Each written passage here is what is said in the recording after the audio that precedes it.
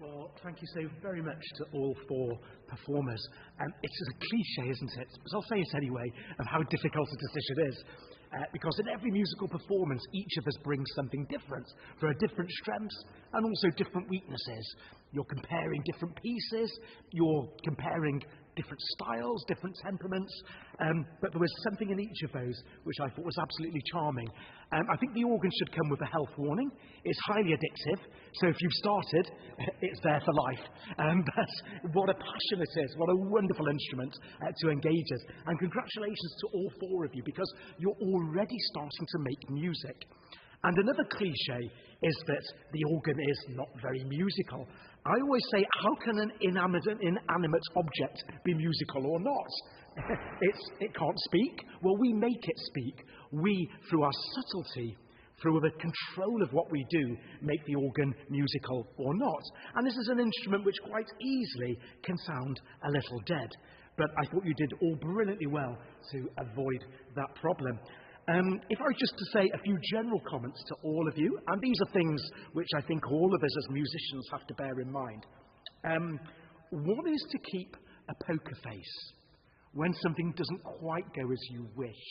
I once knew a poker player, I hope he's not listening online, and he was a very charming man, but it was quite disconcerting because every time he laughed, ha ha ha ha ha ha ha, the face muscles were absolutely immobile.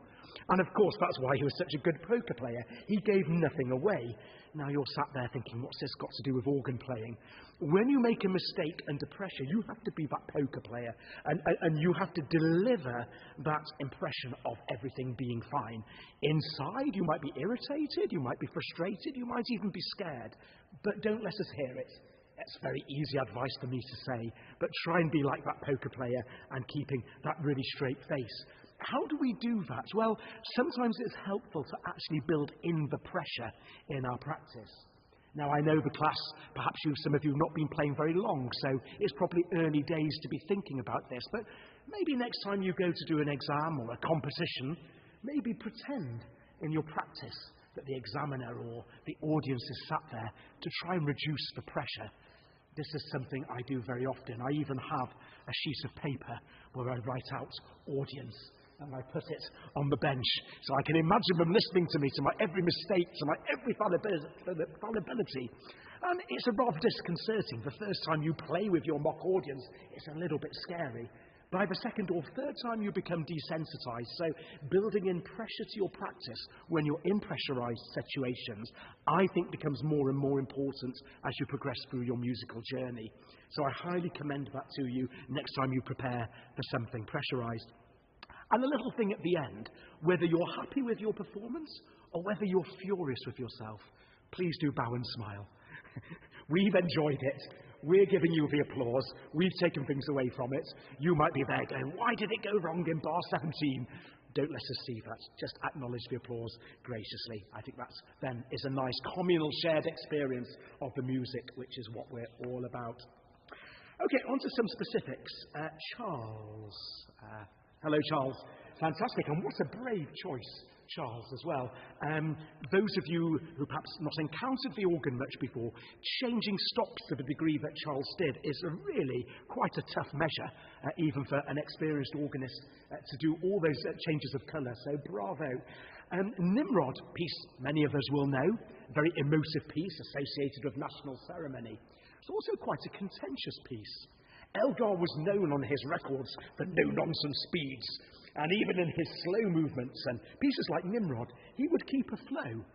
But then you've got a performance tradition with conductors like Leonard Bernstein, some of you might have heard of, the American composer and conductor, who would wallow in pieces like Nimrod, and they'd last half an hour, and then you've got everything in between. So when you play a piece of music, you have a decision to make about where are you in that grand arena of performance tradition. Okay, this is getting a little heavy, isn't it? Let's move on. But for me, I thought you were sort of more towards the Bernstein than the Elgar. And it was lovely in many ways, but you might consider a slightly more moving tempo.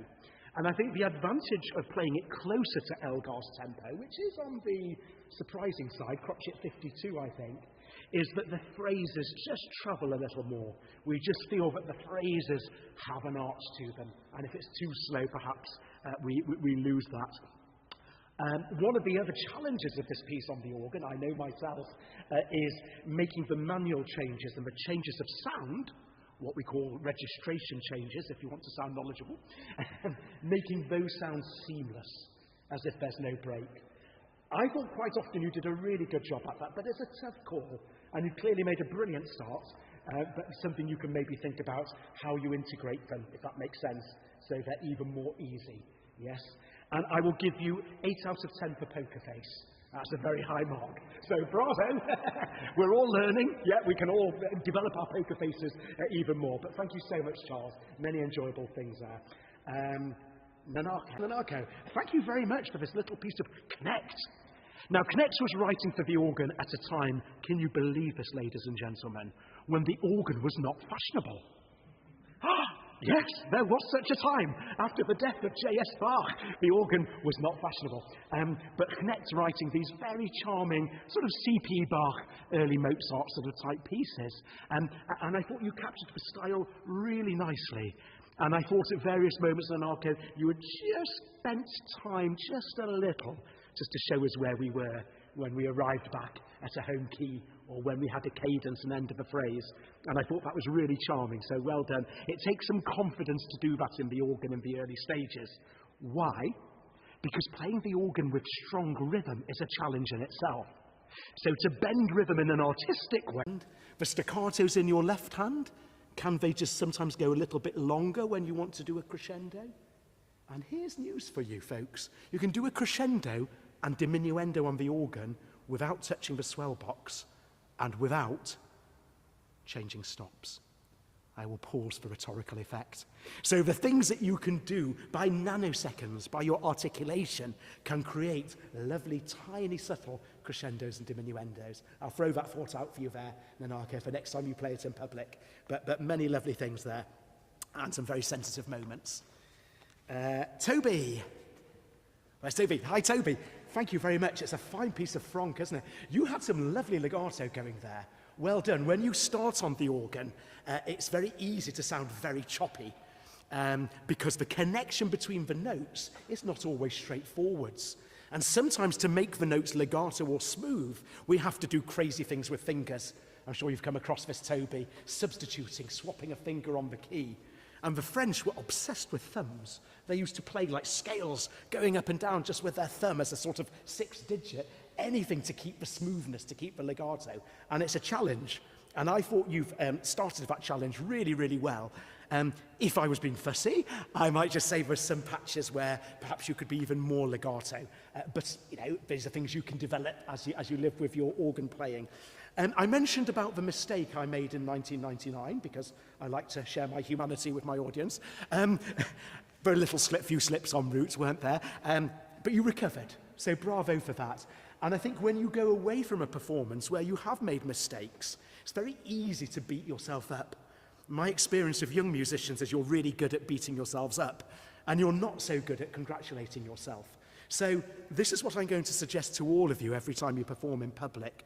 By all means, make a list of things you could have done better, of things that maybe you can look at the next time you play it in public. But can you also do this? Can you also list for positive things? Because that's also really important.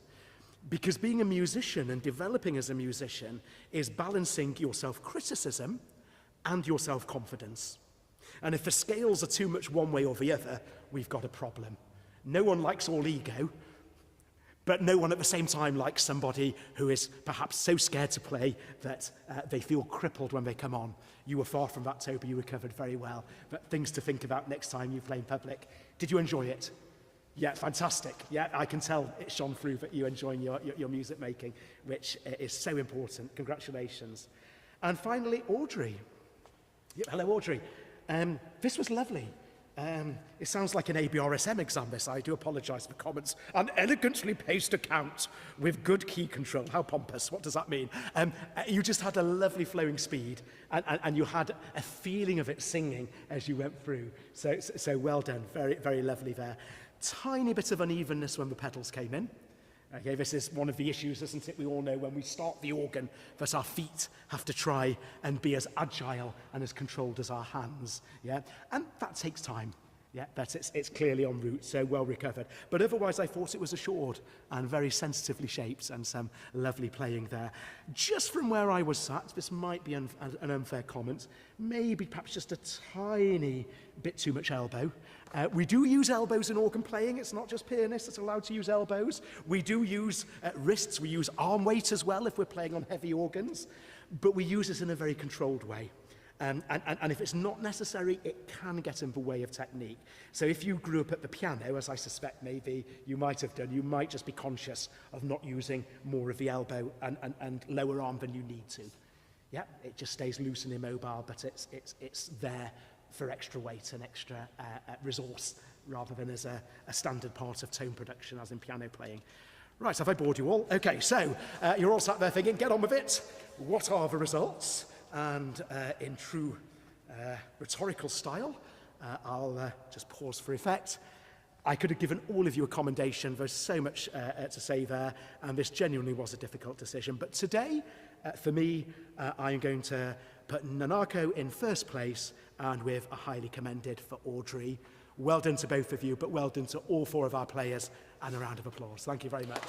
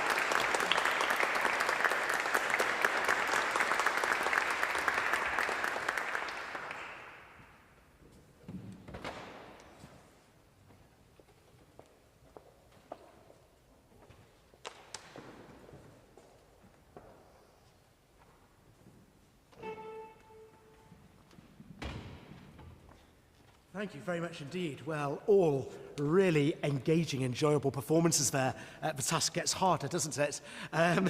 Congratulations. I think every one of those performances had a commitment and clearly music which you've lived with, which you've allowed to marinate. I always say to my own students, finishing the notes is just the beginning, marinating the performance, thinking about it, bringing it out under pressure, having contradictory views, even people who disagree with my teaching. Apparently they are out there. Just allow the piece to have its own life. Make it your own. And that takes time. And I thought all four of you are well on track with that already. So bravo. They're really enjoyable performances. You always know you're listening to some really lovely playing when you stop writing. And then you look down and the box is half full. So I apologise if my writing looks like the GP's. But I've done my best to try and keep it legible in relatively short spaces of time. Let's go on to the specifics. William. Hi, William. Thank you very much indeed. That was, a really authoritative performance. What I really enjoyed was how you relished some harmonic changes.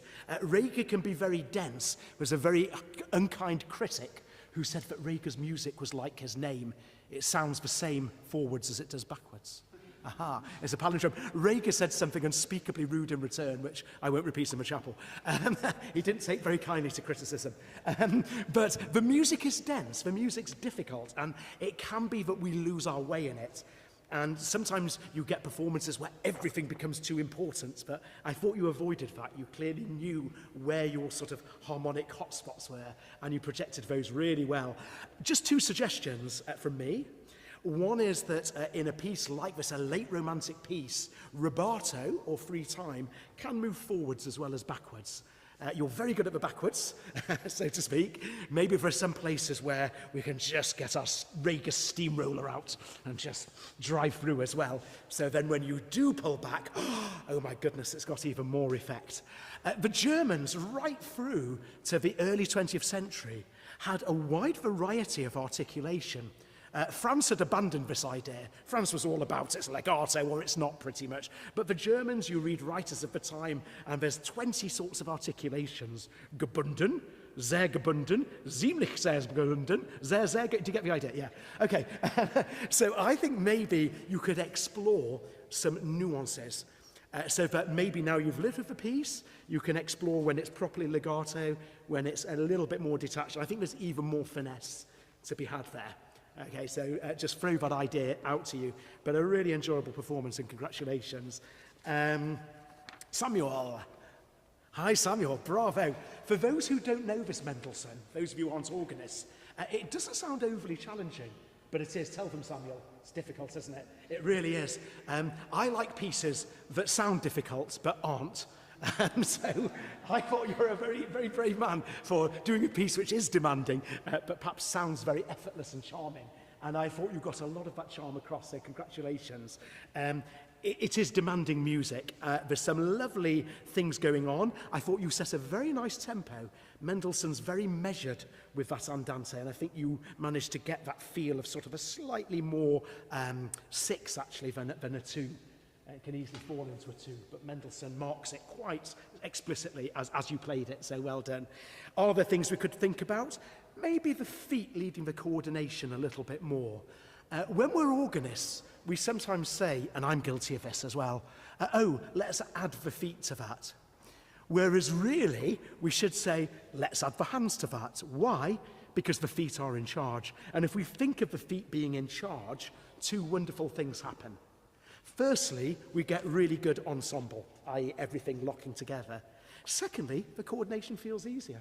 There you go, yeah? That's all there is to it. Yeah? The secrets of organ playing in one idea. But I just felt that if you think of your feet leading and being in charge, it would perhaps everything just ease up a little bit, yeah? And I've just written, maybe you can explore the rubato subtleties, ends of phrases, the ending. I know you were sort of very conscious of what you were doing. Maybe elsewhere there's room just to relax a little bit. This is very difficult. Mendelssohn got very upset with people who used too many rallentandos and slowing downs. And famously in one rehearsal, he leapt up and he said in his high tenor voice, 9, 9, it does not say slow down. So, you know, there's always a counter-argument to every musical argument, isn't there? But I still think you could maybe just explore a little more rubato in some critical moments, in my opinion, but well done. Freddie, wonderful. I liked your very bold and sort of solid approach to this. The Germans used to sing their hymns very, very slowly. And there's a story of an English writer who went over at the time of Bach, and he went into Bach's church, and he said, oh, the hymn singing was so slow. I got so bored, I walked out again. And he said he went for lunch and a walk around the town. And then he came back an hour later. You can see what's coming, can't you? And they were still singing the same hymn. Maybe we can allow a little bit of artistic license in that, but you get the idea. The hymns were sung quite syllabically and slowly. There's a challenge, though, when we come to play them as pieces. And I wonder whether there's a case for just being a tiny bit faster, but keeping that gravity and that seriousness, just so that we feel a slightly more vocal line. Perhaps a musical congregation rather than a syllabic, pedantic Leipzig congregation. I wonder whether it might even help, and something that I do, is to write the words in above the hymn tune, above the melody line. So in your mind you can sing it. So even with a slow tempo, you've got this musical thread pulling you along to the end of the line. Otherwise, one can easily, as an organist, get lost in little detail and lose that thing we call flow, that very sort of vague term that we use for flow. So maybe think about to the ends of the chorale lines a little bit more. What else might we consider as well? Just occasionally with the inner parts, the alto and the tenor, I think you can get even more interest going. So something I try and do in my own playing and encourage my students is to rehearse the inner parts. So, okay, altos, we're going to go through that phrase. How are we shaping that little pattern? Tenors, oh, come on, enjoy that dissonance, will you? You know, yes, all very fun, having a own rehearsal in your head. Yep. And that will just give you an extra level of engagement, I think, in what is quite a sort of stolid piece. It's not your fault. I think the Lutherans had a rather sort of reserved approach to Easter. They reserved all their intensity for the Passions, but this is actually an Easter hymn. But well done. I did like your fundamental approach there, so thank you very much indeed. And a fine registration. Worked really well, that Germanic plenum. Sabrina! Where's Sabrina? Oh, hey, over there. Hello, Sabrina. Thank you very much indeed. Well done. There's a version of this piece in C major, which is the version I play, because it's easier. But I tell my students it's because the source material came earlier, darling. But I much prefer the C major version. So well done for playing it in E major. Those of you who aren't keyboard players, E major is not the most natural key at the organ. So that in itself deserves a hat off to you. I thought your opening was wonderful, Sabrina. It was really bravura, and we could hear Bach as a young man, when he wrote this piece, paying homage to Buxtehude. This free, fantastical, sort of rhetorical style to grab the attention. And a very neat pedal solo. Well done. Yes, very, very enviable there. So congratulations, that was very nicely controlled. What might we think about the next stage on this journey in this piece? Maybe just be careful with note durations. Sometimes your releases are very early on longer notes. Maybe it's something you're aware of as you were playing, that sometimes we got notes released rather early, so the line broke a little bit, or we missed a dissonance, particularly in the right hand. This is so hard to do, ladies and gentlemen, it really is. And if you grow up as a pianist to start with, as many of us did at the organ, it's sort of counterintuitive. You know, it's a new way of working, and it's something, even when you're a very, very advanced player, that one has to be aware of.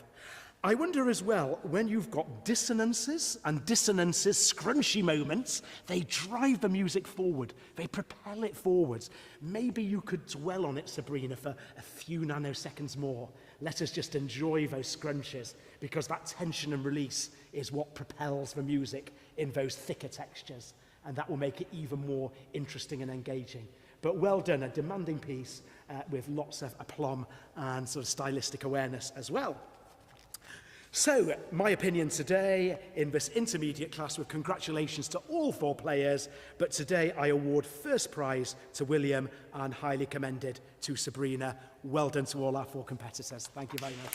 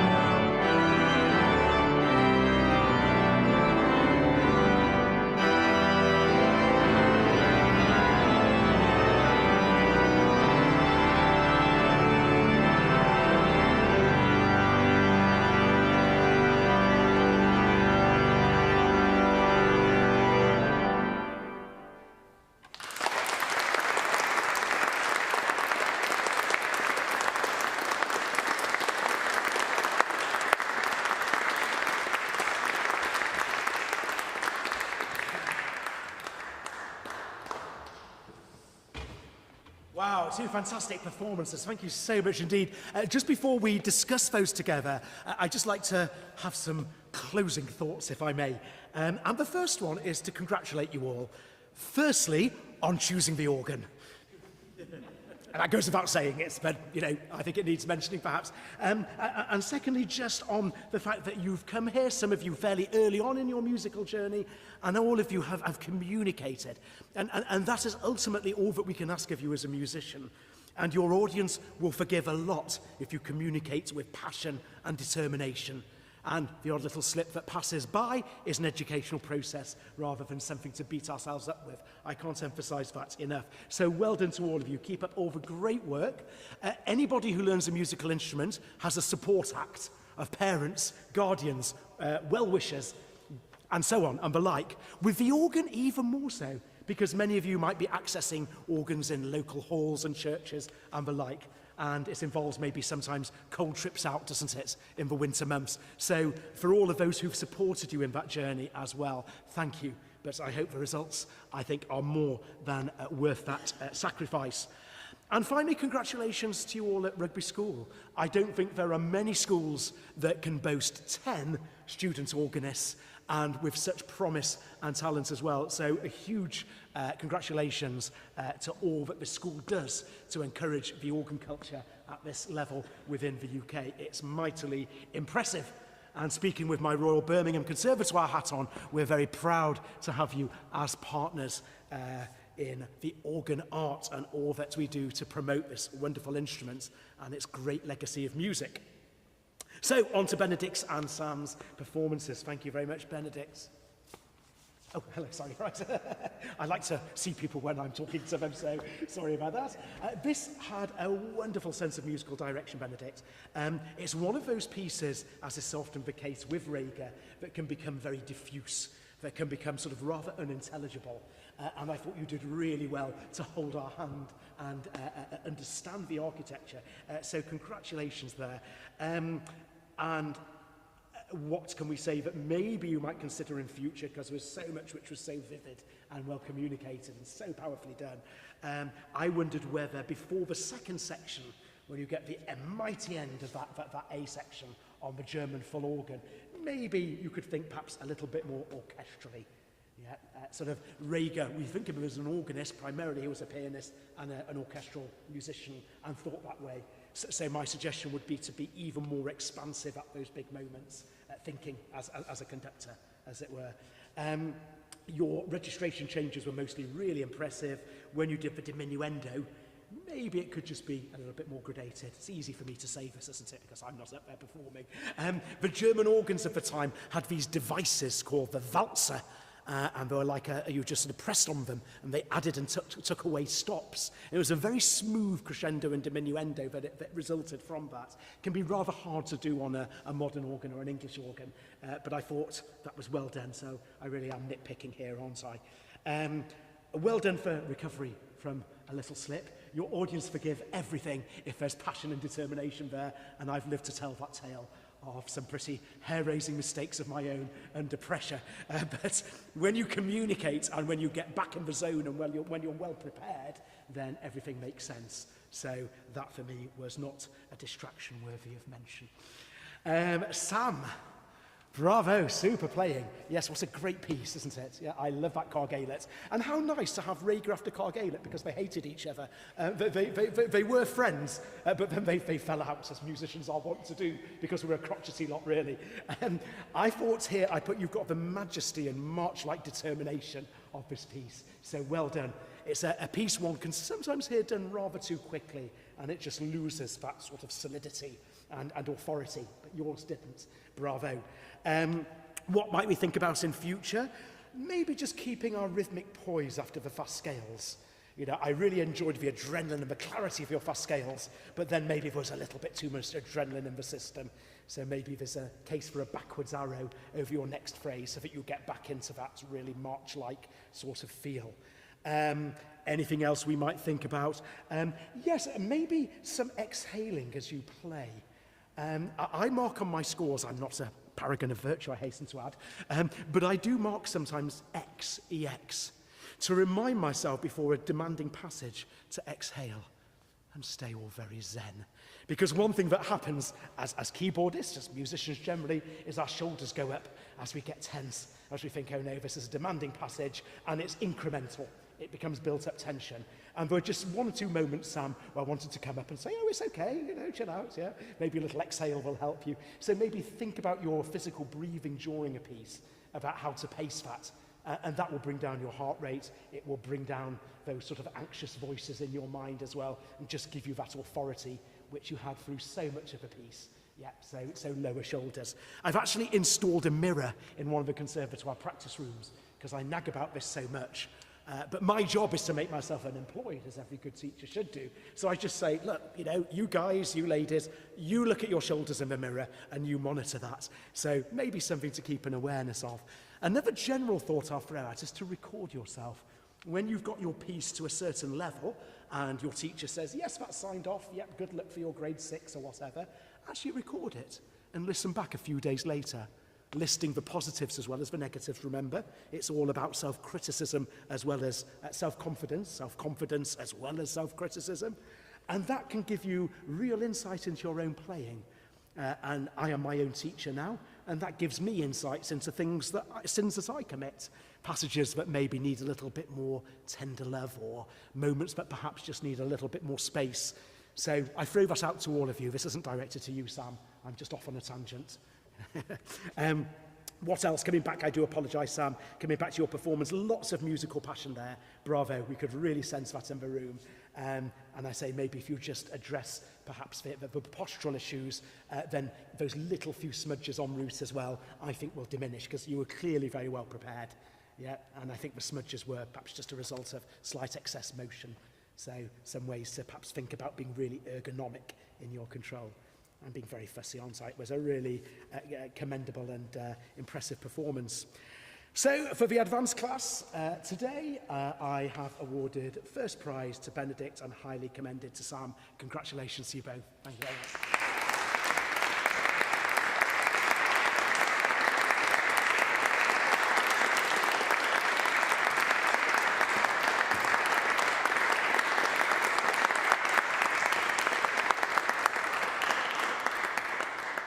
Well, ladies and gentlemen, what a fantastic evening we've had listening to all the hard work that the organists have been putting in. I'd like to congratulate and echo all the words that we've heard this evening and offer my congratulations to everybody who's played. It's absolutely superb, and all the work that you put in. And you're quite right, you know, you go into a cold church sometimes, you know, you've been practicing through the winter, you're now seeing the sun, but actually there have been quite dark evenings sometimes when you've been coming in here to practice. And it does feel a bit solitary at times, but if we can celebrate it on occasions like this, and I think that's really good. We should also like to thank you, Dan, very much for coming from Birmingham to be with us this evening, and for your words of encouragement and pointers for the future. I think it's been really interesting to hear your insights into the repertoire and indeed the sort of performance technique that these young players have. We're really grateful for you giving us the time. And we hope to further our liaison with the Royal Birmingham Conservatoire in the future, now that we can, which would be really fantastic. So thank you very much. It's been an absolute pleasure. Bravo. So,